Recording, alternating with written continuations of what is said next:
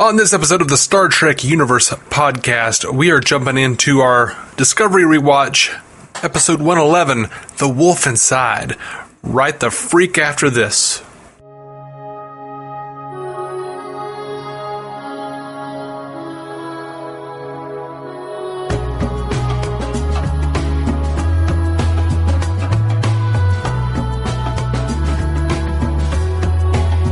Welcome to the Star Trek Universe podcast. My name is Matthew Carroll. I'm David the Frick Robertson. Is everything the frick today? I don't know. It was a weird choice that I made at the top of the show, and now I feel compelled to follow through with it. I feel compelled to follow the frick through with it. All right. I like it. It's a, it's a choice. As so many things in life are. All right. This episode, The Wolf Inside, is that right? The Wolf Inside, yeah. Man, I think this is one of my favorite episodes. Really? I've been talking the last two episodes about how once you get into this mirror universe, I guess spoiler alert for this episode, but once you get into the mirror universe stuff, it is just super adventurous. It just feels that sense of adventure that I feel like is kind of missing from the first half of the season, and it is missing from a lot of Star Trek. It's just so there, and I just loved it. I love this episode. A lot of cool stuff happened. Yeah, and I think it's pretty established last episode that we're in the mirror universe at this point. Yeah, for sure. I don't think that's really spoilery. No, it's not. But yeah, I love seeing Ash face to face with Voq. Yes, the scene that's the standout scene for this episode is when Ash Tyler becomes Voq. Oh no, you're talking about, I'm so sorry. You're talking about in reality. I was thinking you meant metaphorically. Well, I meant, it's both, actually. Right. Like, I was just part of the reason I like it so much. Yeah, I was just talking about a different scene. I was thinking the ending when he's like, when you hear him talking to Burnham. I thought that scene was amazing. That scene is awesome. Why don't you give the summary real quick? We haven't done that. Okay, yeah, sure. I don't know. As per CBS All Access, as the crew continues their guise, Burnham undergoes a merciless mission in hopes of helping the U.S.S. Discovery return home. Tilly works on restoring Stamets' neurofunction. That is basically what happened. This is the episode where we get the rebels. We get to see Rebel Voq and Rebel Sarek. It's a really fun episode. I know what you mean, but I would not describe this episode as fun. Oh man, I think this episode's so much fun. What do you think of this episode? When I think of fun, I think of a lot of good one-liners. I think of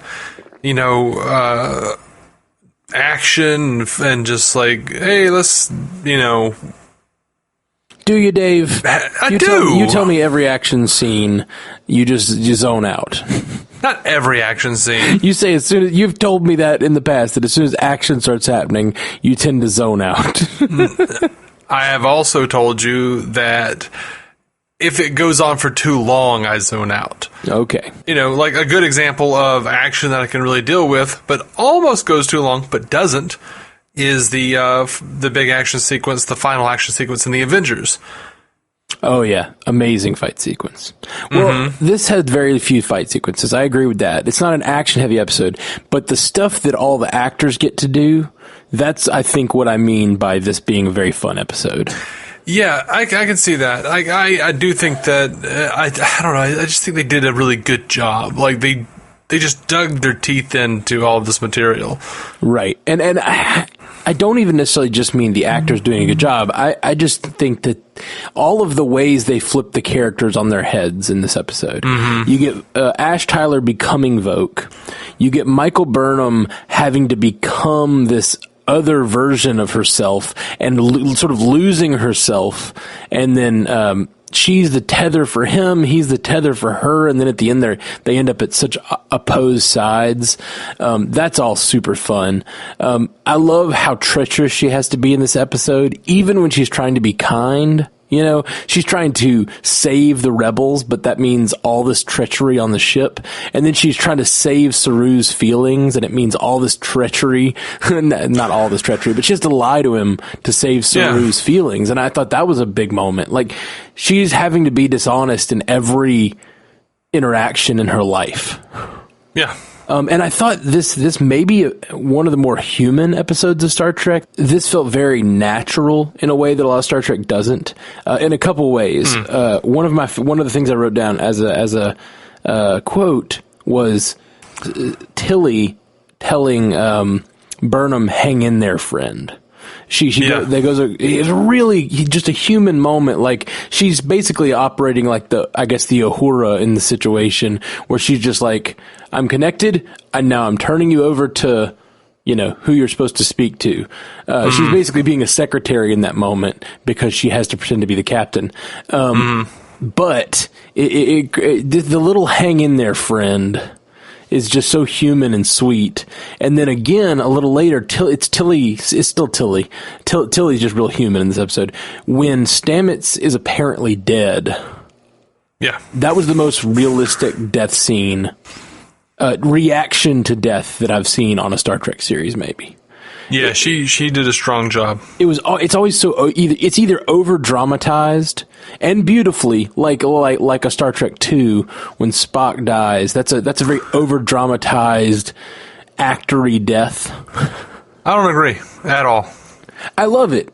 I love it a lot, but I don't mean the acting is bad. Hear me out. I'm not saying it's bad. I'm saying and you cannot disagree with this. They give them incredibly poignant lines to speak right as they die. Like, that's what I mean by over dramatized. And I don't even mean in a bad way. I just mean it is dramatized. I do disagree because, one, they don't get lines. Spock gets lines. Kirk gets lines. Not many. What were they? There were a few lines, right? Kirk says something to him. He says something like "why" or something. It's very little, but that whole thing. He gives a speech as he's dying. That is over dramatized. I'm sorry. He doesn't give us. He doesn't give a speech. It's very quiet. It's very intimate. He refers back to a conversation they had, but that's not what we're talking about here. Right. We disagree on this. That's fine. It's subjective. We'll talk about it when we actually go back and watch Wrath of Khan again. In Star Trek, there's scenes like that are dramatized deaths to kill off a beloved character. And then there are scenes like every red shirt dying, and red shirt metaphorically, not actual red shirts. I know statistically there actually is not a more likelihood of red shirts dying. But in the original series, or any of the series, when a crewman dies, it's just like bum bum bum, and then everyone just kind of stares in shock. There's always this like shocked moment, and just the Tilly's swing of emotions, where 1 second she thinks she's done something great and she's talking about getting a promotion, and then like that gets subverted by the fact that the man that's sort of her mentor dies in front of her, and then just instead of having like I don't know, it's just a very human reaction of just like weeping, and I loved it so much. She did a great job. Yeah, real good. So I just think that they just did a lot. They did a lot of cool things in this episode with the characters. Yeah, I always enjoy the Mirror Universe episodes. They always do an interesting job of showcasing the darker sides of those characters. Yeah, and juxtaposing the darker side of how this could have gone, and like Voq being a character in our universe, in the Prime universe, that is so, remain Klingon, and then he has to face with himself, as you said. And it's the exact antithesis of who he is, and he hates it. Oh man, that was real good. It absolutely was. I really enjoyed the Sarek connection, like Sarek sort of mind melding with himself because he's got part of his Katra inside of Burnham. I thought that was really cool. Yeah, I like that he didn't say anything about it either. I like that he just kind of knew, like, this is some shit I ain't, no, she's good, but I'm going to keep this to myself. Yeah, well, he keeps it to himself, and I'm not even sure he fully understands it. Mm-hmm. Well, it don't matter now. He's dead now. Well, we're not sure, right? I don't know, because I thought that the emperor shows up or empress shows up and blows the place up before the hour mark is up. So I assumed they do. She does, but she also says the evacuation is not complete. Mm-hmm. So it's very possible that some of the people got off of the planet. Yeah, you're right. You're right. And I don't remember how it goes from here. Spoiler alert, this has no bearing on what goes forward. I'm pretty sure Sarek doesn't show up again this season, but I don't think we're sure he's dead, is all I'm saying.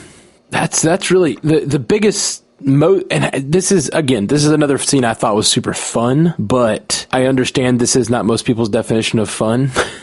When Ash Tyler goes full Vogue in Burnham's quarters... Mm-hmm.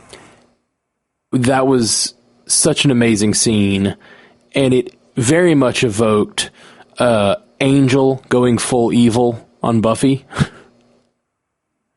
Like I loved that scene. Burnham has been fighting her emotions most her life. Then she learned to embrace them. Then she started to sort of reject logic, and then she started to embrace love. Like she's gone on this big journey, and now she's embraced love with Ash Tyler. They've basically told each other they loved each other. They didn't say those words, but in a previous episode they said, "You know what I mean by that, right?" And she's like, "I mean it too."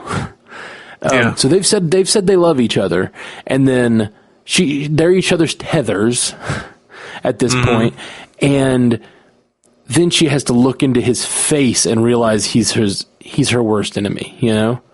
Yeah, her turn when he explains that he killed Culber. The way she reacted was just fantastic. She did such a good job with that. Yeah. Again, superhuman. Who directed this episode, I wonder? Because I think this was some of the best direction. Maybe that's mostly what I mean by how much fun this episode was. Mm-hmm. Someone named T.J. Scott. Has he done anything else? some Gotham. He directed some Gotham. Oh. Orphan Black, Spartacus. Orphan Black is the shiz. It is great. I still haven't gotten around to it. Oh, man, it's wonderful. I haven't gotten around to the last season yet. I watched the first few seasons, and then for some reason me and Alyssa fell off in the last season. Really good show, though. Really just amazing acting on a whole other level. But interesting that he did some Gotham. I'd love to see what episodes he did. I'd have to go read them about him, though, because I don't remember any of the titles for sure. Oh, right. Okay. I thought Saru saving Burnham was awesome. Yeah. I liked all of the slave Saru things. Like, I liked all of that. Like, it was so interesting to see him. Like, it fit so perfectly, him being that type of character in the mirror universe. But his character wasn't really that different. But, seeing just like, it was like just a slight tweak. See, I see a big difference in that the sense of confidence that Prime Saru has in himself, and almost supremacy over others. Like, you kind of get the sense when he's looking down on others to some degree, and seeing him that one element in his personality shifting so much to where he is a slave. And when she asks him his name, he's like, slaves don't have names. Like, he can't even say his own name. It was quite a moment. Absolutely. I do think that that's just all it takes. This is just like one small tweak. Like, as in the Prime timeline, quote unquote, he does have that confidence, and that informs almost everything he does except for his fear. You know what I mean? Like, yeah. He's very quiet. He's very gentle. He's very fearful. But just that one little, that one little change. Yeah. I don't know. It's interesting to me. It really is.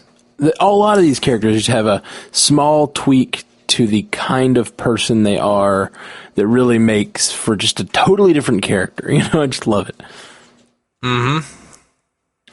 The episode ended with a great adventure moment. The transporter trick with Ash Tyler. Mm-hmm. Great. Just wonderful. Can't say enough about how good that was. For multiple reasons. I love when the good guys outsmart the bad guys. That's just fun. Mm-hmm. I love that it was believable that she would murder him. So, like, for a second, you really believed it. It was believable that they would just save him to save him. And then the third trick of having the data thing on him was amazing. My favorite part of that being a thing, though, is the fact that she's going through so much of her emotion is happening. She just realized the man she loves is her worst enemy. It is a very Buffy Angel moment. I loved it. I loved it so much. And he is just terrifying as Vogue. Just absolutely terrifying. When he really goes full Vogue, it's just so terrifying. And the fact that she's going through all this, but still figures out a way to outsmart the baddies and complete her mission. Her mission takes precedence over her emotions. Still in that moment, it was wonderful. Mm-hmm. Did it bother you that the Discovery didn't save those people that they beamed out into space at the beginning of the episode? No.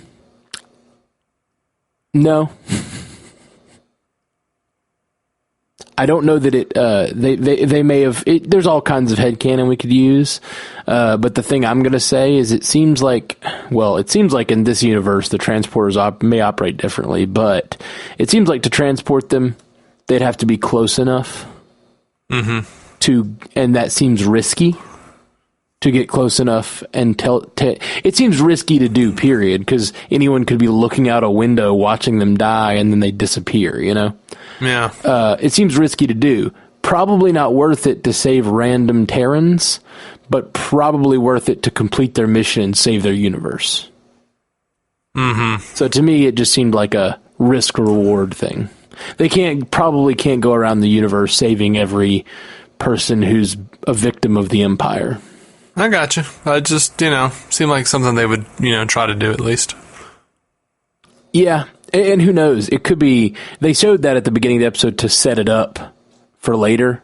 Sure. And it could be that was the first execution she'd seen. And I think she had to have given them some sort of warning, because obviously Saru, so it's possible that she didn't even know what they were going to do.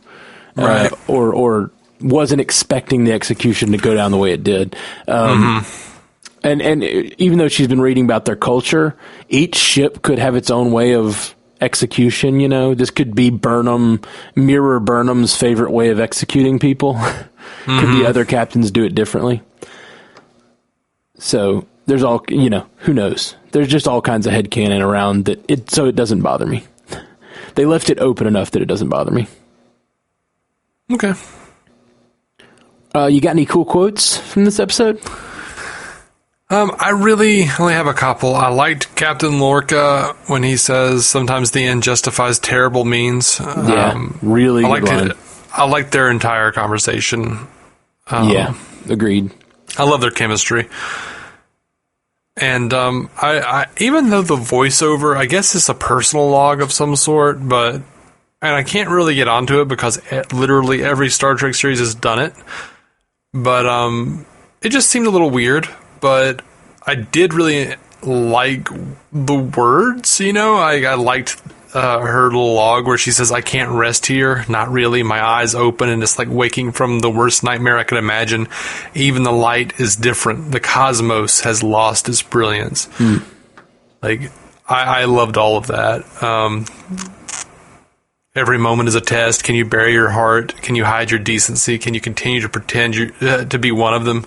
Even as little by little it kills the person you really are. I liked all of that. Yeah. That was all really solid to me. Just the result of such treachery on the human soul. Like, not only is she having to pretend to be such a horrible person, she's like pretending to be this mirror version of herself, but she is also experiencing what it's like to be a spy and to never be real with anyone in your life. Yeah. And then her only connection to her real life betrays her at the end. It's so rough, man. I did not feel these emotional stakes the first time I watched this series, and I'm regretful that I, for whatever reason, just wasn't. Maybe it's because I wasn't watching it close. I wasn't watching it as closely. I wasn't watching it as close together. But man, I'm feeling it this time. Your heart wasn't open, man. Maybe it wasn't. Maybe you it weren't wasn't. receptive. A heartbreaking scene and creepy as hell. Stamets holding Culber in the little corridor. Yes, I didn't fully understand the logic of that scene. Was that a hallway? They were like in a hallway. Did Stamets pick him up and drag him into the hallway to hold him and cry? It was all a little strange. It was strange, and I'm not sure exactly where that was supposed to be either. Like, I didn't catch that. I could probably look it up and answer that question because, internet. Sure. I don't think it's really an answerable question. They don't really say. They say it's on this deck, and there's an electrical problem, which is why it's flashing. I liked how they explained the electrical problem because they were like, we want this to look really creepy and sinister and sad. Mm-hmm. But we can't just have him be in a darkened room. That's right. Let's give it an electrical problem. Mm-hmm. It's funny. It says it's in sickbay. Paul Stamets is still dazed, but holding Hugh Culber's body. Oh, it wasn't. See, it looked like it was in a hallway. That's what confused me. Yeah. If it's still in sickbay, that makes more sense because the body, he could have just crawled over to the body or whatever. Right. At any rate, I like the fact that he's still out of it. He's still talking about, seeing him through the forest, and he's just, I suppose we know who he's talking about, but he seems out of it, but he's still like cognizant enough to like cradle his dead husband. Yeah, it's like his body is doing the sad thing that his brain should be going through, but he's not experiencing it the same way because his brain is on some other shit. Mm-hmm. Oh man, that was pretty intense. Well, I got a couple quotes. I really liked the "You said I was your tether, Ash. I need one too." Mm-hmm. Liked that a lot. And then for the same thing in the same scene, that scene just really resonated with me. But man, the line where Ash says, "I resisted by thinking of you, the one I wanted to be human for, the one I love." Yeah, he's like declaring the extent of his love for her while he is transforming into her enemy. It's just such a sick scene. I love it. Yeah, it's good. It is a solid scene. All right, that is all my quotes. You got any other quotes? I don't think I do. You got any trivia? Got a little bit. And I did like this. It does say this on Memory Alpha, so, here we go. The title is referring to the expression wolf in sheep's clothing, but also, and referring to, Vokes disguising himself as Ash Tyler, but also, referring to Burnham, who has to find the wolf inside. Yeah. That's really cool. By the way, I love that Mirror Vogue called her the Butcher of the Binary Stars. I was like, hell yeah. Oh, did he? Yes. That's funny. So she's that in both universes? She's just like destined to be the Butcher of the Binary Stars? Yeah. That's funny. So there's a piece of trivia here that is spoiler section, so I'll move past that. Yeah. Let's see. They point out that Sarek has a goatee, and he's working. He's rebelling against the Terran Empire, which his son Spock is, if we're going by original series timeline, is loyal to the Terran Empire before he meets Prime Kirk. Interesting. But yeah, he has a goatee just like Spock and Mirror Saval did. Mm-hmm. And apparently, it does say that the Michael Burnham and Sarek of the Mirror Universe never had a father-daughter relationship, and I suppose that is true. I hadn't thought about it. Yeah, makes sense. Makes sense. They probably never really knew each other. This episode marks the first appearance of Andorians and Tellarites in Discovery. And it has the record for the longest teaser in Star Trek history. 14 minutes and 6 seconds. Whoa. I thought it was a really long time before the opening credits came. I was surprised when the opening credits came. Did not notice that. I did not notice that at all, but that's crazy. That's a crazy long opening sequence. Yeah, I've noticed that with things like Gotham, or I'm just sitting here watching it, I'm like, all right, I've already forgotten, and then halfway through the show, it's like, do. Oh, okay. Yeah, that's funny. Cool. Well, did you have any spoiler talk you wanted to have other than that one piece? Not a lot. It was really just that piece because we brought it up on the show before. So I guess spoilers. Okay. Spoiler alert, StarTrekUcast.com if you got to leave us, but we're going to talk about the rest of the season 1.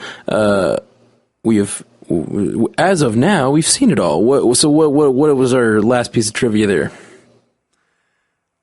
All right, so this episode reveals that Voq has been Ash Tyler since we met Ash Tyler, and Vaulting Ambition, the next episode, reveals that there was a real Ash Tyler. Right. I was assuming there was based on this episode because he says, I don't think I am Officer Ash Tyler or whatever. Plus, he just shows up in Starfleet and starts working there. I would assume there was some sort of background check or check with Starfleet. Yeah, that's what we've been saying. It makes sense that there would be an Ash Tyler before Voq winds up looking like Ash Tyler. Yeah. I would assume that the Ash Tyler was taken prisoner and that they made Voq look like Ash Tyler. Yeah, I think so. And possibly even using parts from Ash Tyler. Mm-hmm. Gross. Ugh. So gross. I hadn't considered that. Oh yeah, I think he's basically wearing a Men in Black Edgar suit. Oh. I didn't need that. but it's Vincent D'Onofrio. All right, guys, that's about it for us. We are going to see you guys next time on more Discovery Rewatch. This was a really fun one. I can't wait to see the rest of the season. We're so close to the end. I maintain it was a really disturbing one. Not fun, disturbing. Ah, man. But brilliant for it. I think that I get fun from brilliant. That's the thing. It's like when those really brilliant moments, those cool juxtapositions, those cool conversations, and those turns. There's just so much happened in this episode, and it really, to me, that's fun. All right, guys. Peace. Live long and prosper. So reach out to us, hit us up at StarTrekUcast.com, at StarTrekUcast on Twitter, Star Trek Universe Podcast on Instagram and Facebook. Just search for us there, or send us a message at StarTrekUcast@gmail.com. If you'd like to hear more from David C. Robertson, check out the DC On Screen podcast or maladjusted.tv. And if you want to hear more from Matthew Carroll, that's me, check out the Marvel Cinematic Universe podcast, or go listen to my music at MatthewCarrollmusic.com or anywhere you get music.